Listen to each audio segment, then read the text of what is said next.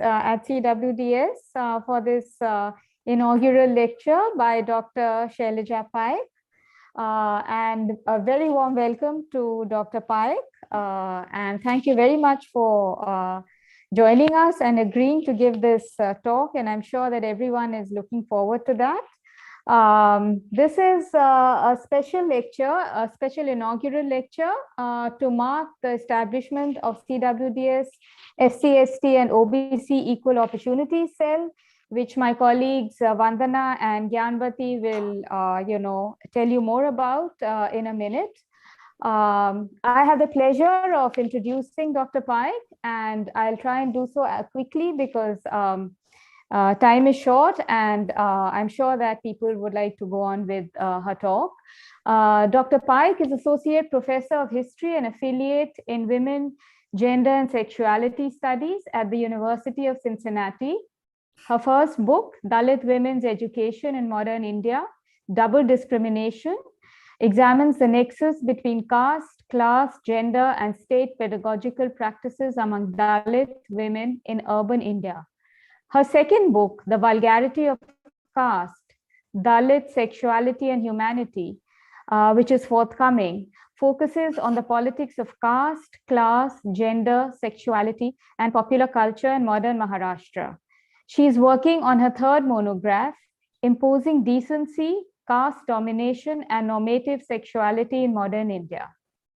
Dr. Paik has published several articles on a variety of themes, including the politics of naming, Dalit and African American women, Dalit women's education, new Dalit womanhood, and caste and normative sexuality in colonial India in various international journals.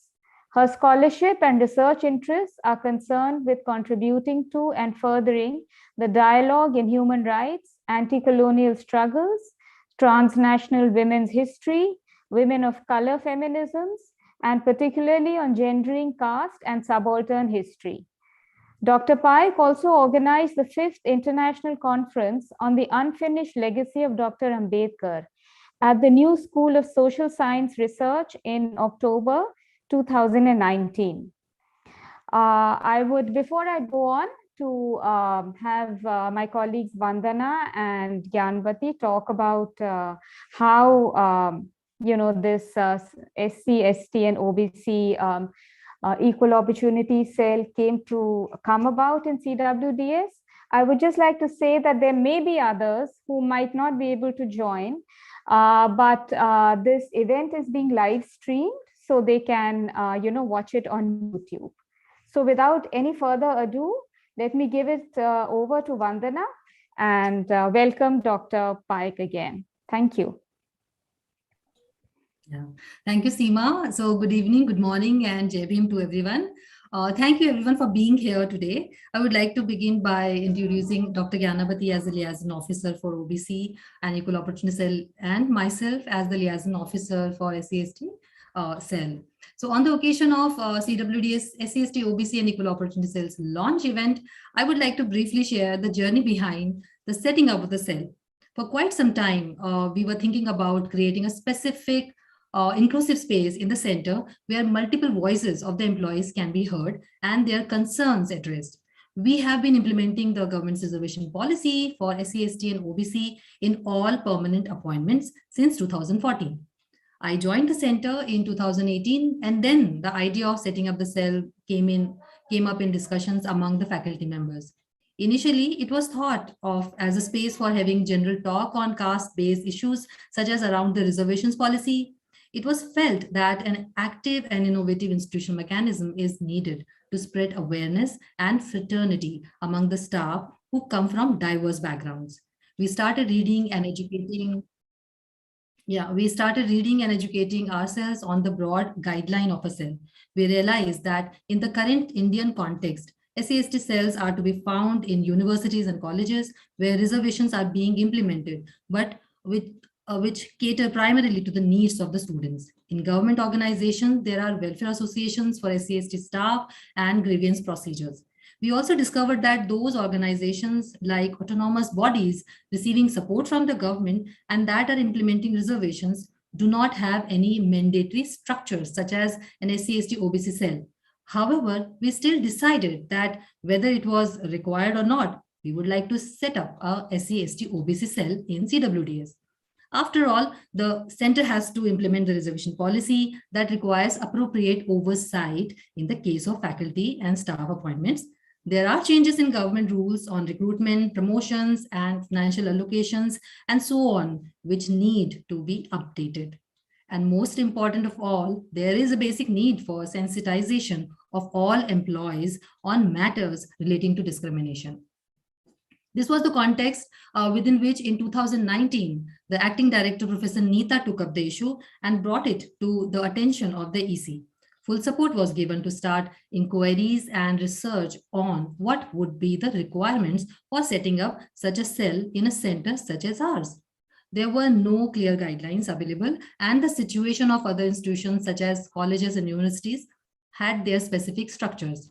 To proceed further, a small project was initiated in early 2021 to examine existing rules and collect relevant materials on the subject. The assistance of Advocate Disha Vadekar was sought, who has extensive experience on the legal aspects regarding SCST matters. Through a series of online meetings, relevant materials were collected and discussed under the following broad heads: rules and regulations of a cell, grievance redressal mechanisms, implementation of reservations, and sensitization and other activities of the cell. In the absence of any detailed guidelines of SC/ST OBC cells, the idea and best practices were taken from anti-sexual harassment guidelines, anti-ragging rules, and so on. We are extremely glad that we could manage to reach this stage and are actually about to launch the cell through this event. On this occasion, I would like to thank all my colleagues, the CWDS staff, and the EC members of CWDS. I would also like to thank Professor Mary and Advocate Disha Vadekar for the support in the formative phase. We would also like to thank the committee members of the cell, especially Dr. Abha Dev Habib, faculty at Miranda House, and Professor Surekant Bagmore, faculty at IIT Bombay, for agreeing to be part of the process. Last but not the least, we are also thankful to the National Commission for Backward Classes, whose inquiry in the late 2021 was forwarded to all ICSSR-supported institutes regarding the need for a liaison officer for OBCs. This provided a much-needed fillip in speeding up the process of setting up the cell in the center. We have called it, as you have read, that we have called it the SC/ST OBC Equal Opportunity Cell in order to open up spaces for staff from all discriminated groups in our future activities. So I stop here and request Dr. Shailaja Paik to deliver the inaugural lecture. Yeah, Shailaja, over to you. Thank you very much. I'm very excited to participate in your very important initiative. So good evening, everyone. It's morning for me here, but thanks very much, Vandana, Gyanbati, Seema, and to the Center for Women's Development Studies for inviting me to deliver the inaugural lecture for the SC/ST OBC Equal Opportunity Cell.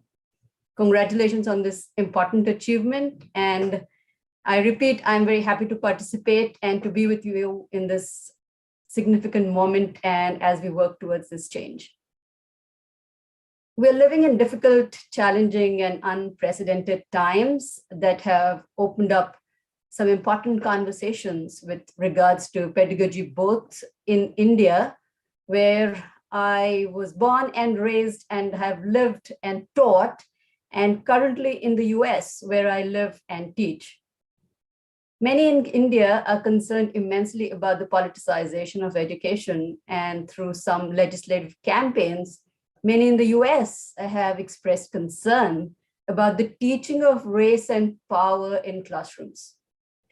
And it is in the wake of these debates that I draw upon my research and writing on Dalit women, and especially on my first book, Dalit Women's Education in Modern India, Double Discrimination, that was published in 2014 to speak about critical Dalit pedagogy. Critical Dalit pedagogy focuses on how to commit to an anti-caste, anti-patriarchal, anti-racist, and carving out a holistic human being, and indeed humanizes pedagogy. My talk today on critical Dalit pedagogy centers on hitherto excluded 19th and 20th century Dalits' anti-caste and anti-patriarchal pedagogy and practice.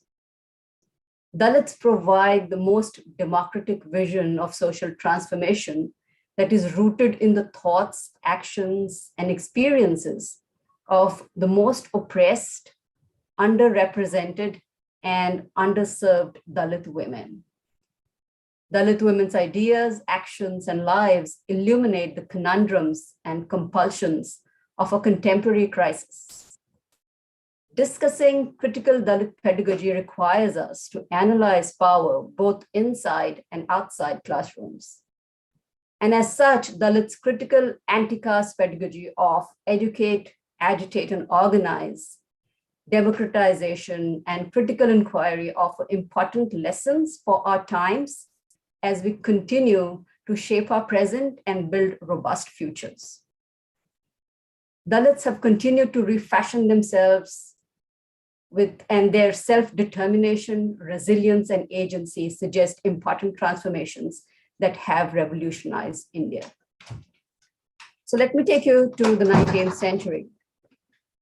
On 1st March 1855, Muktabai Sarve, a 14-year-old radical, untouchable Mang student in the anti-caste intellectual and activists Savitribai and Jyotirao Phule's classroom in Kasbapet, Pune, wrote a revolutionary essay about the grief of Mang Mahars. She exposed caste discrimination, Brahmin social privilege and dominance, as well as the exclusivity in the realm of learning and knowledge. And I quote, "Gluttonous Brahmins take the Vedas to be their domain and property and exclude us from seeing or hearing them. When any Mang or Mahar would learn somehow to read and write, and if Bajirao came to know about this, he would say, education of a Mang or Mahar amounts to taking away a Brahmin's job. He used to say, how dare they get educated? Do these untouchables expect the Brahmins to hand over the official duties to them and move around with their shaving kits, shaving the heads of widows?" End quote. With such remarks, he would punish them. Education was circumscribed to higher and dominant castes, and Dalit's right to education was intrinsically connected with anti-caste agitation and liberation. Sarve argued, and I quote, "The Brahmins have degraded us so low, they consider people like us even lower than cows and buffaloes. Did they not consider us even lower than donkeys during the rule of Bajirao Peshwa?" End quote. Muktabai ended her powerful essay by underlining education and critical thinking. And she called upon the untouchables.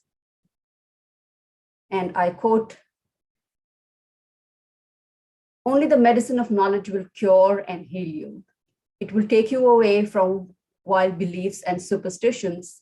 You will become righteous and moral. It will stop your exploitation. People who treat you like animals will not dare to treat you like that anymore. So get educated and become good human beings." End quote. Critical Dalit pedagogy also has the potential to connect different communities and build solidarity.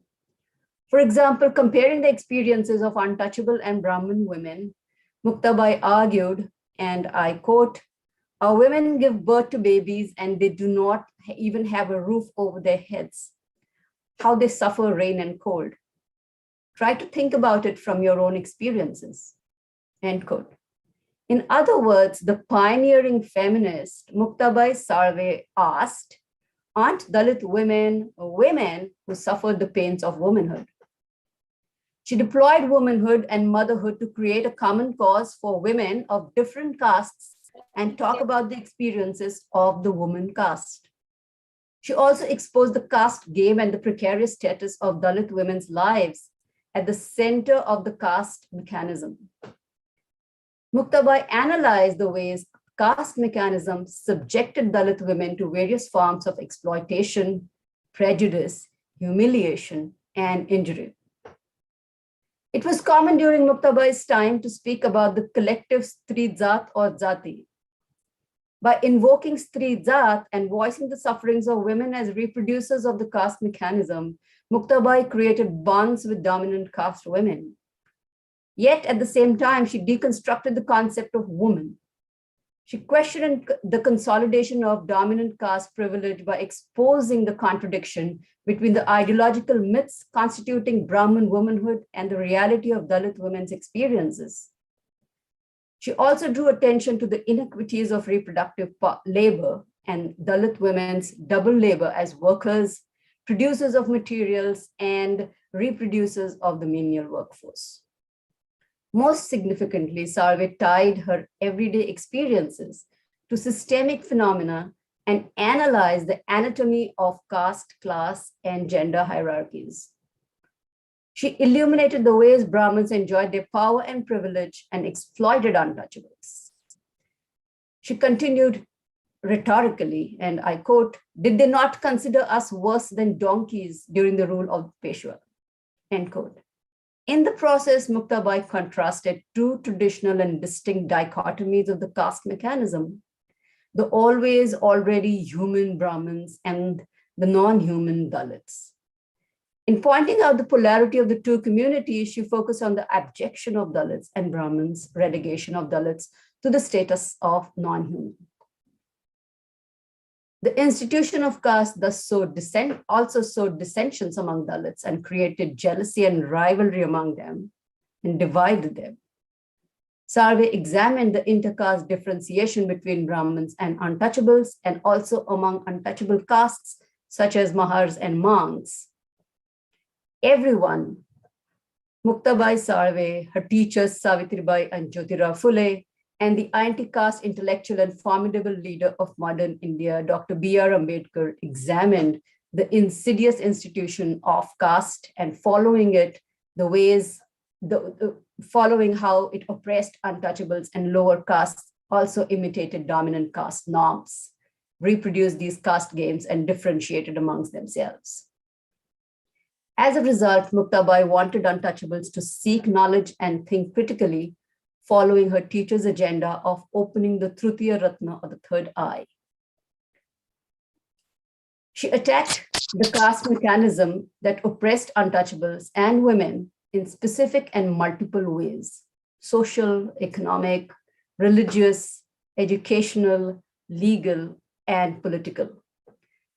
Muktabai Sarve was thus an early enunciator of intersectionality. Caste reality for her, as well as her teachers and Ambedkar, was intersectional. Critical Dalit pedagogy thus examines these connections between hierarchies of caste, class, public institutions such as education, and private realms like the family, gender, desire, marriage, and sexuality. Continuing Muktabai's legacy, women activists like Zaibai Chaudhary worked on expanding their humanist horizons in early 20th century, which deepened with the arrival of Ambedkar on the political stage after 1920. In his address to the Mumbai Province Bahishkrit Parishad, that is the conference of the boycotted, held in Belgaum district on April 11, 1925, Ambedkar argued with Dalits, and I quote, "Only if you fight intensively, you will regain your manasti, which is basic human dignity. That is being regarded as human in the society." Time and again, Ambedkar asked the untouchables, and I quote, "Do you want sukh, which is comfort, enjoyment, or manasti?" End quote.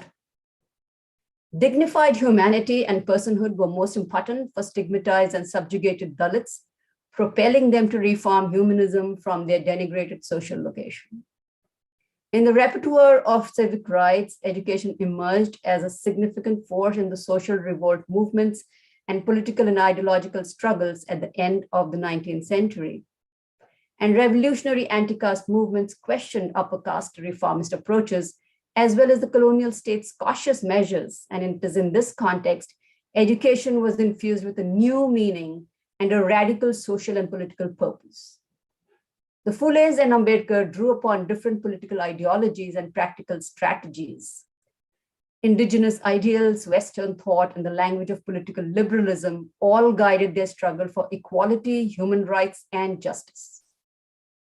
Their ideologies and struggles for education, especially that of Ambedkar's, had two goals: short and long term. While the short-range aims would make available basic literacy and citizenship training for Dalits' participation in a democratic Indian society, the long-range goals were to develop a class of Vishwasu, that is trustworthy leaders, who would guide Dalits to freedom and equality. Most significantly, these two kinds of aims fundamentally coincided with the two phases of Dalit struggle for education. First, to make it available, and second, to ensure that it was quality education on par with that of other classes, designed to prepare Dalits for full citizenship. The first battle, what I consider the first stage struggle, was to fight the social environment and win Dalits the right to be educated. So what did education mean to Dalits in this doubly colonial context? Education for Ambedkar had a social and political function.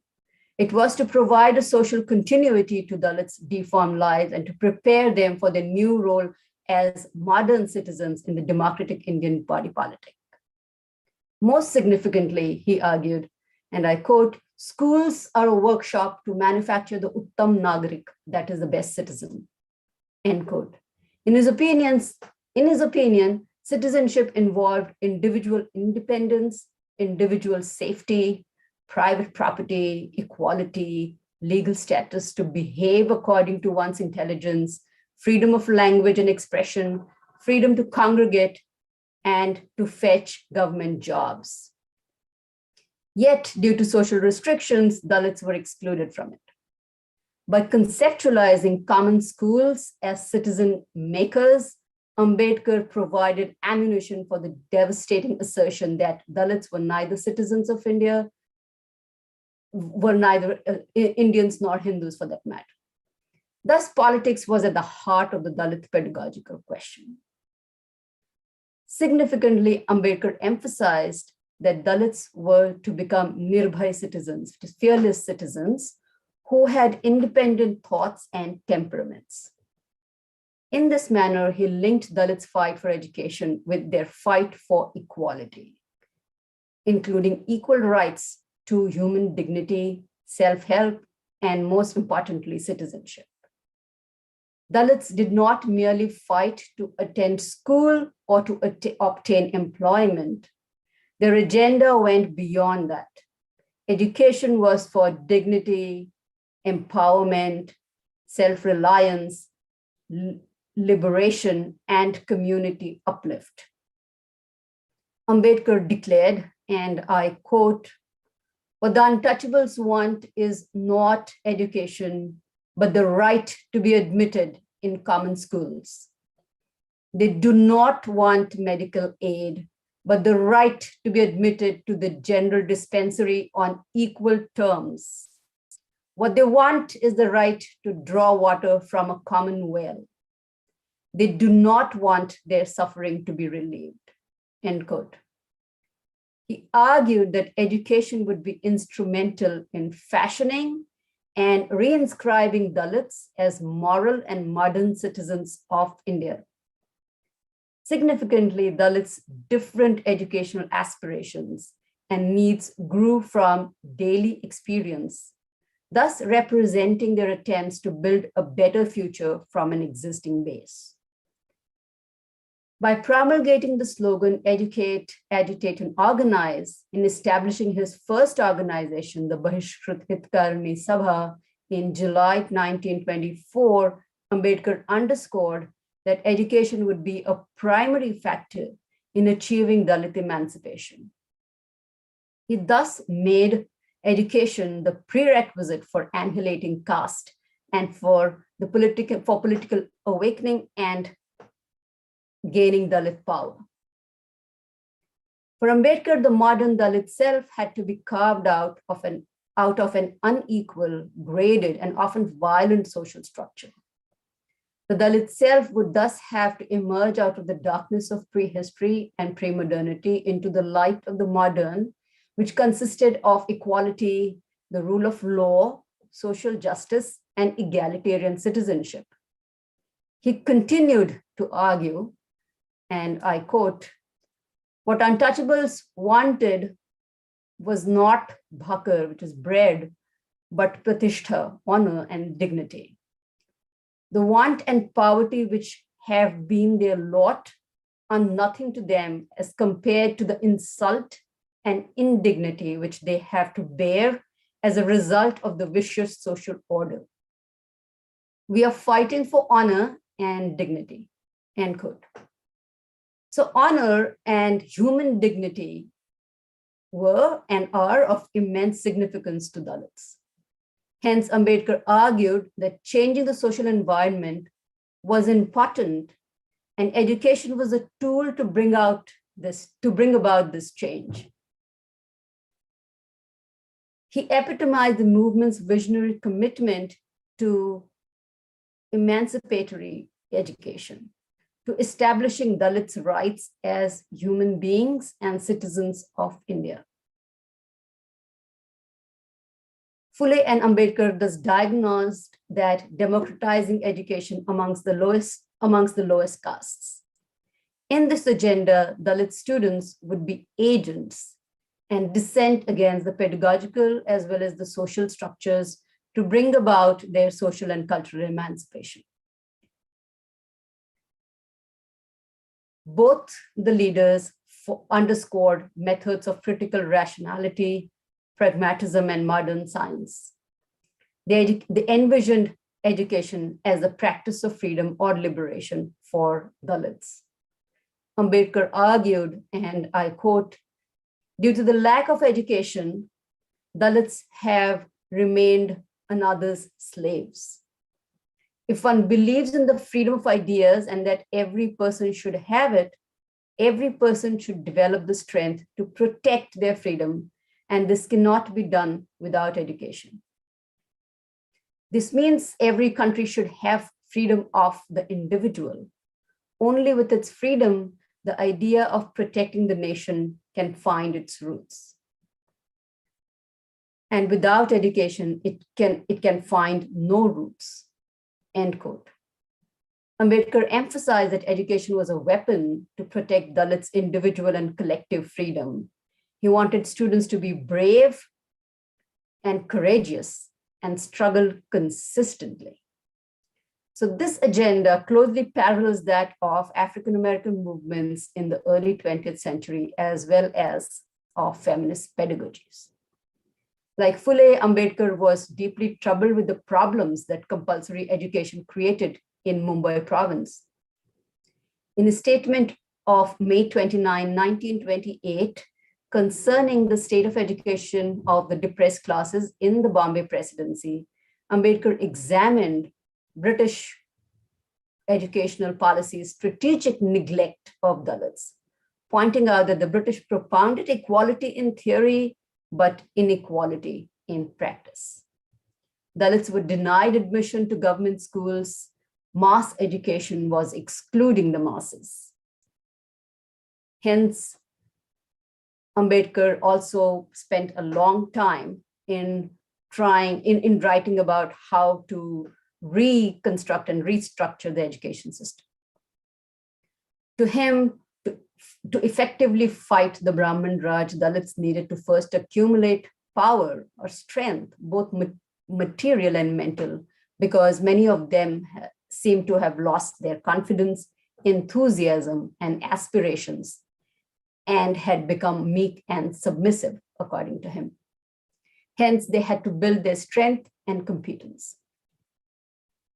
Ambedkar uttered this eloquent expression of his vision for education towards emancipation of Dalits during the foundation laying ceremony of the Milind Mahavidyalaya in Aurangabad in 1946,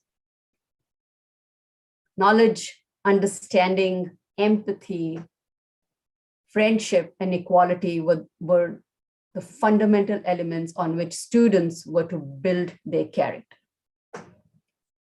Like Dewey, Ambedkar saw formal schools as a site for not only training students, but also transmitting good resources, habits, and self-discipline. He recounted his own rigorous working schedule as a student. He thus underscored the durable inculcation of some psychophysical habits. Further, he did not want Dalits to merely seek degrees and attain academic benchmarks, but also to critically develop their mental faculties through a formally disciplined regimen. He argued that Dalit students also needed to develop their self-confidence because there was no divine energy in store for them. He advised students not to feel ashamed that they were born to illiterate parents, but to affirm that what I will do will happen and study hard to be the best. He argued, and I quote, "You don't need just a BA, you have to compete with the forward caste and show your brilliance in order to make a feat of your education. You should not just seek education, but study strenuously. Continue your education and all our students have to be excellent." End quote. Ambedkar did not want degrees without freedom. He wanted Dalit students to outshine the upper castes. As he argued, only if they exceeded the upper castes, त्यांच्या बरोबरीचे गणले जाऊ, that is, Dalits could be on par with them. And most importantly, he wanted them to certainly compete with them and indeed excel them. In this manner, to him, education would provide a strong foundation for building a society and the Indian nation. Ambedkar also argued that Dalits would have to fight many external battles to seek education. Dalit parents were doubly burdened if their children attended schools. They not only lost their income from their children's labor, but also had to bear the additional cost of their education. And of course, they did not have the necessary infrastructure to access and to continue their education. Their children were not permitted to drink water at public wells. And so these external fights against caste discrimination were very, very significant to Dalits. Critical Dalit pedagogy just focuses on the higher purpose of transgressing double colonialism. These complex and multiple processes, Ambedkar argued, would bring the modern material, mental, and moral benefits of employment, as well as intellectual strength and capabilities to Dalits. The battle for education was rooted in the methods of modernity and involved a broader social, psychological, economic, and political struggle. And as such, education was fundamental and I repeat, not to achieving merely bread, but for equal rights, for human rights, for self-respect, for self-development, for competency, self-reliance, justice, equality, and to strive towards an improvement on an individual and collective level and seek modern egalitarian citizenship. Most significantly, these ideals of critical Dalit pedagogy are very much rooted in the vernacular Marathi. This is a language that Dalits spoke and wrote about. Critical Dalit pedagogy also has transnational connections, and I have dealt with them in my book. So just in case if you want more information about how these ideas and practices that were propounded by the Phules, Ambedkar, Dalit women, and also interconnect with those expressed by theorists such as Gramsci, Dewey, Freire, Foucault, and others. Women's education was at the core of women's social reform, and Fule's and Ambedkar stressed the significance of knowledge and understanding for both girls and boys.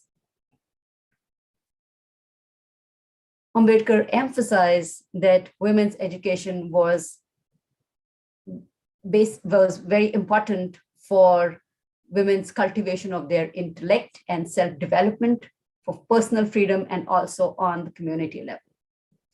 Sudharna, that is improvement, became a metaphor for reform, and Ambedkar argued that without education and improvement, women would not be able to find their freedom, as well as will not be able to provide intelligent training and discipline to their children.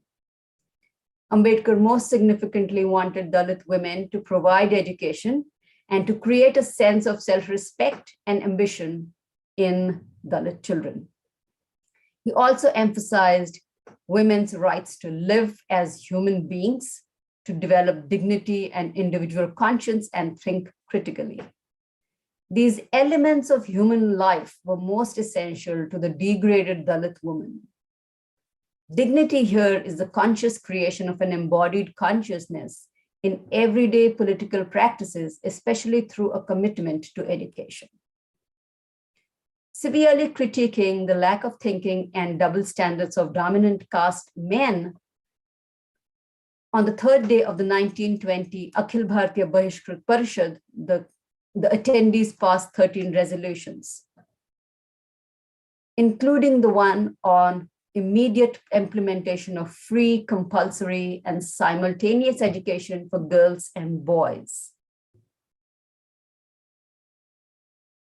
A Dalit activist, Tulsabai Bandasode, affirmed the resolution, and I quote, "Since our community women are not educated, they keep their children at home. They also do not know how to take good care of their children, and hence the latter suffer immensely. Due to all this, we face many difficulties. Upper caste women also push us far, far away because we are not educated like them. Women's education is very significant, and there should be boarding houses for girls in every district." End quote. Many Dalit women actively engaged and interpreted Dalit radicals and leaders' political discourse to not only explicate their situation, but to construct a concrete method for change. In 1920, one activist, Manorama Bai, underscored, and I quote, "If every person decides to commit to improvement, the progress of the entire caste will be achieved in a timely manner." Women's education is in fact more important than that of men. And unless the Bahujans are educated on a wider scale, our nation will not change on social, religious, or political lines. End quote. Manorama Bai connected the advancement of the Bahujans with the social and political development of the nation. She also attacked the conservatism of extremist nationalists like Tirak, who demanded Swaraj from the British but discouraged mass education, thus solidifying Brahmin dominance in education.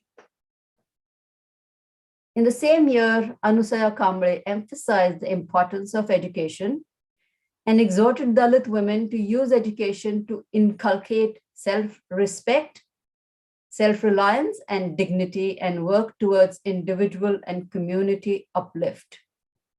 She argued, and I quote, "Education of girls will light the wick of self-respect. In these times, we should not sit idle, but struggle all the time to execute the pure law of compulsory primary education. Develop self-respect in the future generations." End quote. Kamble underlined the fundamental agenda of education was to inculcate self-respect, self-confidence, and dignity for all Dalits. She challenged Brahmins and other upper castes who acted selfishly and polluted the pure act of education by limiting it to their own caste and class. Anusaya Shivtarkar, an activist, also underscored Kamble's advice of 1930s, and I quote, "It is not impossible for our educated women to work for the social, religious, and educational advancement of our community. We should educate our children, teach them to be clean, and instill in them their role in the uplift of the Dalit community. We clearly need education and swabhiman, self-respect. Our women should be ready to contribute to the movement along with our brothers. Our future is in our hands, and hence we should work under the leadership of Ambedkar and participate in the movement and prove our credibility," end quote. So once again, Shivtarkar articulated the fundamental role of seeking education and developing self-respect and self-reliance for Dalit women. Shivtarkar not only practiced and performed a new individual technology of the self, but indeed expanded it to the community. Dalits thus went far beyond the upper caste agenda of educating women, which narrowly confined women to reinforcing domestic ideology and familial and individual uplift. Ramabai Gaikwad, the daughter of Dada Saheb Gaikwad, Ambedkar's lieutenant, remembered Ambedkar's words, and she emphasized, and I quote, "Why should we live like insects and vermin? Why should we rot in this dirt? We must uplift ourselves. We also must send our children to school. They must cast their light on the world." Gaikwad taught her children while organizing a Mahila Mandal, which is a women's association. Dalits revolt thus marked a transition and established a new paradigm of community uplift. Women and men use the metaphor of family to cut the cords of caste and subcaste communities and created the effect of a unified Dalit community. Women use the Marathi collective Apan and Apla, which is we and ours, to signify a closely connected community and produce individual and collective subjectivity and express political commitment to support each other. In this particular conjuncture, Dalits rarely use the names of their caste communities like Mahar, Mang, or Sambhar to address civic rights, freedom, or educational and political reforms. The strength of this solidarity and collective mentality certainly favored Dalit militancy and a united struggle for the Bahishkrut Samaj. Yet, as we know, Dalit community and the construction of a united community was tenuous in practice. English language instruction is very significant to critical Dalit pedagogy.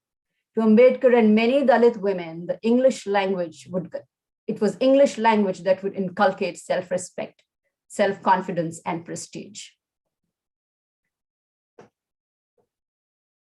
To some women, the Marathi medium itself stigmatized students, and we are very much aware of this hierarchized education. So in conclusion, education itself never has an autonomous impact of its own. Its effects are shaped by the ways it interacts with caste, class, and gender hierarchies. Dalit political pedagogy thus teaches us to seriously consider the household, familial relationships, and their complex engagement with the larger historical, social, and political concerns of caste, community, and nation. The anchoring of feminist solidarity indeed requires such common responsibility, common interests, and interconnectedness among women and men inside the family and among different communities.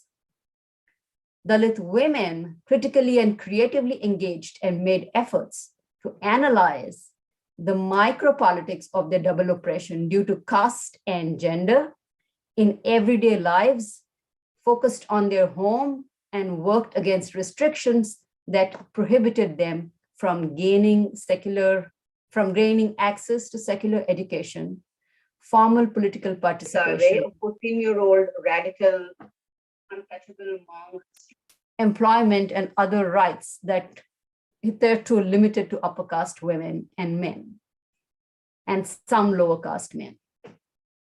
Women enacted a robust body politics in their everyday living to question, dissent, and indeed subvert dominant ideologies, and to bravely annex new arenas of life.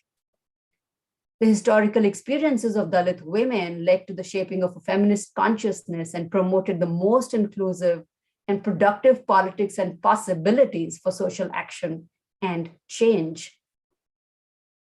Studying the history of critical Dalit pedagogy can construct meaningful strategies and work towards the enhancement of life for everyone.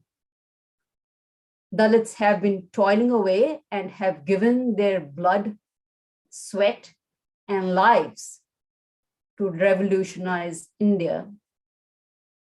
And I hope that the privileged and the dominant who have worked on expanding and democratizing education, but we need even more of this. And I hope they take up the responsibility and contribute towards critical Dalit pedagogy. I thank you all, and I can take some questions. Yeah, thank you, Shailaja. I think Professor Mohan Rao can, Professor Mohan Rao, do you want to ask question directly to Shailaja? You have raised a query. Yeah. Thank you for this wonderful, wonderful lecture. I mean, it was amazing to hear of this 14-year-old girl in raising all these questions about caste and oppression. But my question is a more general one. The powerful Ambedkarite slogan, educate, agitate, organize, was also a slogan that Eleanor Marx used. And she used it extensively in her work with women workers and in the work she did with teaching in evening classes and so on. So I was wondering, is there a commonality there? Is there a common mentor there? Thank you.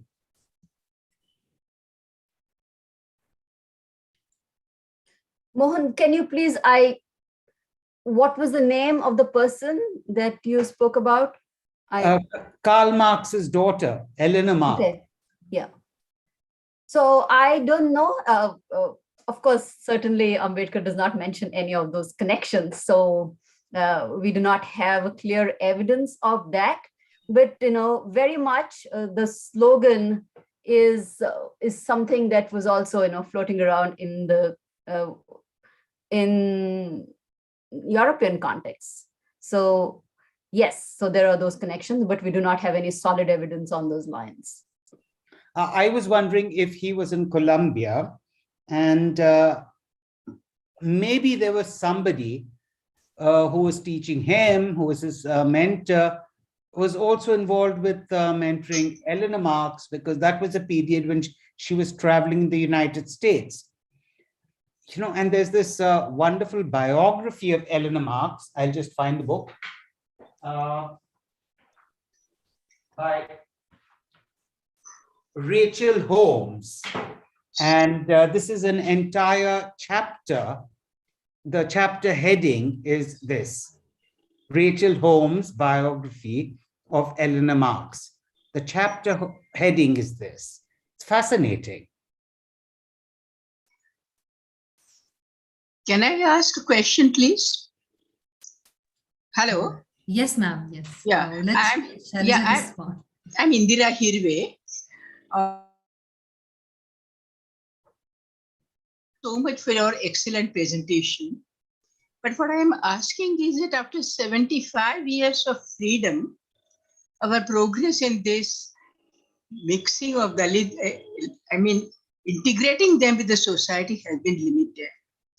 In the final analysis, I think annihilation of caste was suggested by Ambedkar also, and otherwise also it appeals to the logic that seems to be a very important solution. Why are we not trying to move in that direction? I mean, I know it's a tough job, tough question. It's not very easy. I understand that, but some leadership should come out with that kind of a thing. You know, for example, recently, not very recently, the book has come out on the Doctor and the Saint. If you have seen the book, in which Ambedkar and Gandhi, they have a dialogue in which the whole thing comes out very clearly that whatever you try to help Dalit, the final solution is in removing the caste system.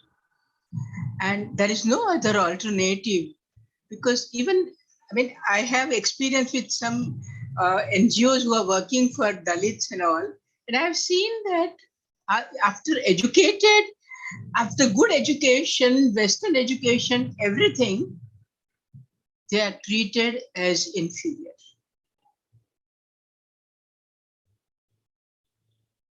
Okay, very quickly. So, Indira Tai, this is exactly what all of us should be working towards, and annihilating of caste is extremely important if we want to create an egalitarian society. And so a lot of energy and a lot of efforts are needed to work on that. So I hope this conversation, will also provoke, and that we will continue to reflect on how we can work on these agendas. It is we really need to work on dismantling these hierarchies.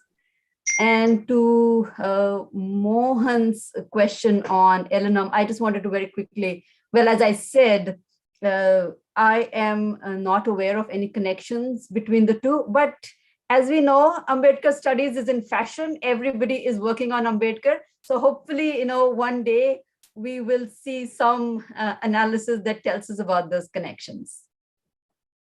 Yeah, Shailaja, quickly, there's Akanksha De Cruz. She has a couple of questions. Akanksha, please unmute yourself and quickly ask Yes, your ma'am. questions. Yeah.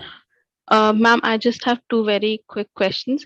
So in your writings, you have referred to, oh, thank you so much for the presentation, but because I know that there is a time constraint, I will just rush with my question. So in your writings, you have referred to Dalit pedagogy as well as Dalit epistemology. So what does Dalit epistemology entail, and how does it go hand in hand with Dalit pedagogy? And my second question is that in your writings, you've also discussed how Dalit women have invented new technologies of the self to make up for their absence in historical record, and in the context of interlocking technologies of caste and gender oppression. So if you could please explain the concept of technologies of self, and I'm very much fascinated by the use of the word technologies. Why exactly that word? So those were my questions. Thank you. Thanks, Akanksha. So very quickly, I am drawing upon some theorists. I'm putting some theorists in conversations, critical race theorists and Foucault most particularly. So we see this concept of technology of the self that Foucault propounds. And as I said, I am thinking through that and connecting it with critical race theory. Make sure you don't get up because now to talk about, to put forth my theorization of interlocking oppressions. And that is why I call them interlocking technologies of caste, class, gender, and sexualities as they have shaped and Dalit women, and also how Dalit women have struggled against them and challenged them, and at the same time sometimes we see have transformed them, and they themselves have been transformed in the process. So that is the concept that I'm talking about pedagogy and epistemology. Once again, I would suggest that take a look at my writings, and that is where I am talking about as to how Dalits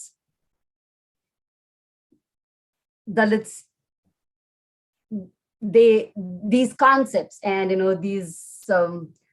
this pedagogy and what I talked about today is very much emerging from Dalits' thoughts and their actions.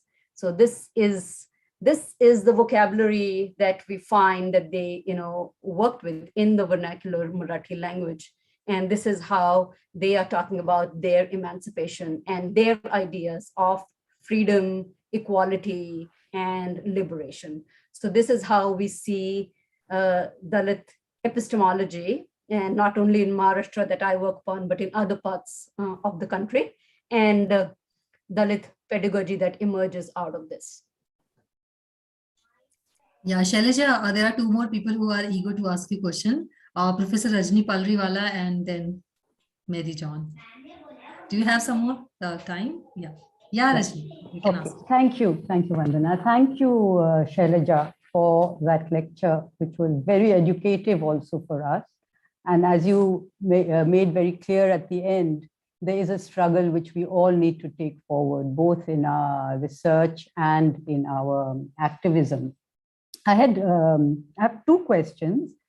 One is, I was wondering that you had drawn out for us very clearly the sorts of discussions taking place in Maharashtra. And of course, when you talked of Muktabai, I'm reminded of Sharmila's article, which introduced many of us first to Muktabai and the third eye. But I was wondering if you had also looked at others in other parts of the country. For example, if you had looked in Tamil Nadu at Periyar, and what sort of parallels which you would find there, where particularly when you think of both Ambedkar talking of annihilation of caste and Periyar talking of it in certain ways.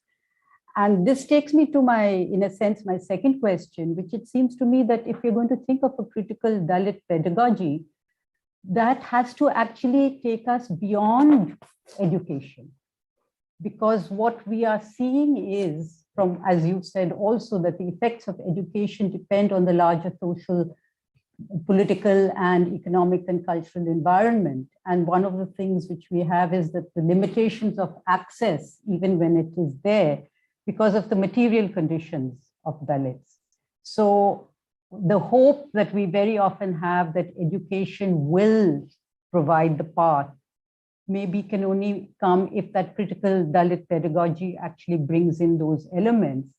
And actually, there's of course a third element which we need to look at today in terms of the content of education, because one of the things we see is that today the content of education can very insidiously reinforce both gender, caste, and class views. So your thoughts on any of them, any of these ideas. Thanks. Yeah, absolutely. Thanks very much, Rajni. So on connection between Periyar and Ambedkar and so on. So I am, this was my first book. It just happened that, I started, I worked on Dalit women's education. I have to say I'm not a scholar of education studies. It is one of the projects that I was working on. And at that time, I focused mainly on Maharashtra.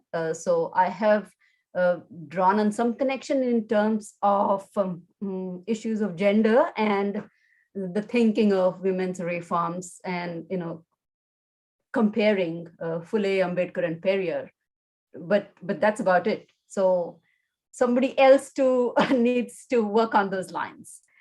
I look to our brilliant students and our future, the cell is doing, absolutely wonderful. So this is something that I hope others will take up. Regarding critical Dalit pedagogy, yes, certainly, and that is the reason I mentioned many times in my talk, and I reiterated as to how education and Dalit education is not autonomous. It is very much connected with what is happening socially, politically, culturally, in terms of language, in terms of gender reforms, feminist pedagogies, and so on. So clearly, in order for education and education of the marginalized to be successful, we certainly first need to look at social transformation and what is happening socially and culturally. That is very much interlinked with education. So we have to work on those lines. And I'll take Mary's question, and that will be the last one for today. Okay. Yes, Mary. My apologies. My mic was on, and I think I had to be told to put it off. So many apologies. Thanks, Shailaja, for a wonderful historical overview. I have one suggestion. I may be wrong here, but Mohan's question about possible commonalities, it might be John Dewey. This was John Dewey's phrase: agitate, educate, organize. And it's possible that that's the link. I leave it to historians to tell us whether that's the case or not. No, my question is actually quite different. I was struck when I read Phule and I read Ambedkar's early writings about the unique place that Brahmin women occupied in their thinking. In fact, for Phule, one of his most radical things was to say that there is a differentiated caste structure in which the most abused by Brahmin men are Brahmin women, and then there are the Bahujans who are a wretched people, quote unquote, men and women both. And in his discussions on child marriage and so on, he brings the two together. And similarly, Ambedkar himself, when he spoke of the worst iniquities of the caste system, his examples were sati and child marriage, and he once again held up the unique oppression that Brahmin women occupy. And I'm curious for you as a historian, has that kind of dropped out of our contemporary agendas? And so much so that today we have a Savarna Dalit kind of tension in the women's movement, because the women's movement that we've inherited is not the Phule Ambedkarite movement, but the upper caste movement that forgot that indeed caste is central to these so-called social reform practices. It's just a thought in my mind that this very interesting part of our legacy, and coming mainly out of Maharashtra, not out of Bengal and so on, has that played a part, do you think, in the need for us to rediscover this aspect of a critical pedagogy that would actually enable us to be together more than we are? Yes, thank you, Mary. So first, let me go to Dewey. So yes, that was, we certainly are aware of the Dewey connection there, but I don't know, because Mohan Rao is also talking about, Marx and Marx's daughter. So if there's more there. So but I know there's some, something that was happening in the UK at the same time. So I just want to lay that out there. Okay, so I agree with you, Mary, that both Phule and Ambedkar talk about the oppression of the Brahmin woman. So especially in terms of Phule, I think, let me just talk about that very quickly first. So looking at women's oppression, and yes, the Brahmin woman is significant. I think that is also happening because, there were many Brahmin, there are some Brahmin women in his classroom, and talking about how they faced gender and caste discrimination. I think, that those are the beginnings of talking about these problems. Doesn't pay so much attention. He also pays attention to Bahujan women, farming women, and the kind of difficulties that they face in in the public realm, and how that these are not taken into account. For Brahman, and you're very for Ambedkar, and you're correct there again. So yes, when he talks about when he writes about castes and their mechanisms, and he is writing about his theories about the caste mechanism and its functions and its origins, and there we find as to how once again he is looking at how Brahmin women are subjected to the caste structure. And the examples that he mentions are of sati and girl marriage and no widow marriage and so on, all focusing on Brahmin womanhood. And so this is where I think what I have done in my recent work. My second book and the article that just came out in the journal Gender and History, which is about Ambedkar and the prostitute. So I am expanding Ambedkar's vision of the surplus woman to Dalit women and to understand sex and sexuality. So expanding it to the Dalit prostitute for that matter. How can we think about the Dalit prostitute as a surplus woman, where that ratio of 1:1 does not work at all, right? So I think this is how we as scholars invested in critical Dalit feminist pedagogy have to work on this anti-caste, anti-patriarchal agendas. And so in the colonial times, we clearly see this equation between the Indian woman, and that Indian woman is a high caste Brahmin Hindu woman. And this is something that is very problematic, and scholars have also contributed to this problem very much. And that is at the same time, many scholars have tried to take apart this equation, and I have contributed to this effort. And I think that is something that we need to work on. And the other problem is, at the same time, many scholars, when they think about caste, they just now think about Dalit women as if Brahmin women have no caste, or other, or Bahujan women, or other Kshatriya women, or, as if they have no caste at all. So we clearly see as to how things are moving. And then now the upper caste, so Brahmins become the modern casteless, human beings, whereas Dalits have caste. So, things are just going topsy-turvy, moving in circles. And I think this is where we as scholars, have the responsibility, and students who we are, working with, and people outside the academy, it is our responsibility to dismantle these structures, and as Rajni once again reminded us, to annihilate caste. Thank you very much. It was very exciting, and I'm very happy that we were able to come together for this initiative. Yeah, thank you, Shailaja. I quickly request Gyana to yes, formality, yeah, thanks. Yeah, thank you.